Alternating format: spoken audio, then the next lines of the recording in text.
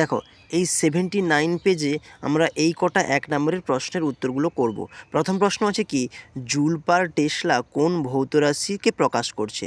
Joule per টেসলাকে এটা চৌম্বক ভ্রামক, হ্যাঁ পিএম, এটা কোন ভৌত রাশিকে প্রকাশ করছে না চৌম্বক ভ্রামককে প্রকাশ করছে। দেখো এর অথবা প্রশ্ন আছে, পৃথিবী পৃষ্ঠের কোন স্থানে ভূচৌম্বকের উলম্ব উপাংশ এবং অনুভূমি উপাংশ সমান হয়? এটা তুমি ছোট্ট করে করতে পারো। দেখো এরকম করে যে তুমি করবে কি, এইচ সমান কি জানো আমরা, আই হরাইজন্টাল উপাংশ সাইন থিটা আর ভি সমান আই কস থিটা, সরি এটা ভি সমান হবে আই সাইন থিটা আর এইচ সমান হবে আই কস থিটা।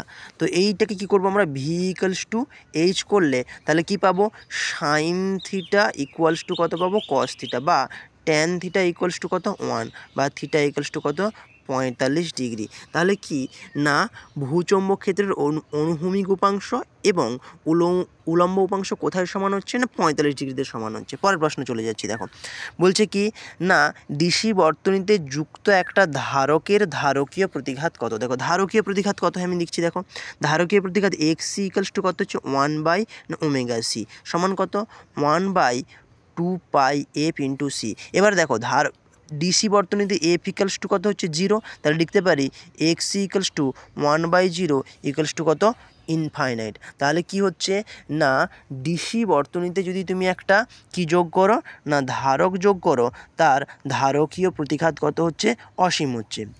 তারপর বলছে কি, একই তরঙ্গের ওপর অবস্থিত দুটি বিন্দুর দশা পার্থক্য কত?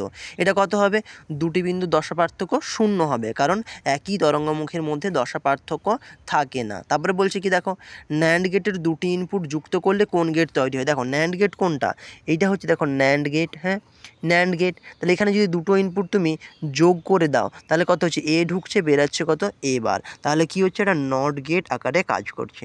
তারপরে সমীকরণ চলে যাও, দিয়ে দেওয়া হচ্ছে দেখো A plus A bar plus 1 equals to B bar হলে বি এর মান কত? দেখো এ প্লাস এ বার সমান কত হয় 0, 0 প্লাস 1 সমান কত হচ্ছে, দেখো 0 প্লাস 1 মানে কত হচ্ছে 1 হচ্ছে, যা 1 এখানে বির আবার বার আছে, তাহলে 1 ইকুয়ালস যদি বি বার হয় তাহলে বি কত হবে 0 হবে। তাহলে এইখান পর্যন্ত সলিউশনসগুলো তোমরা দেখতে পারো।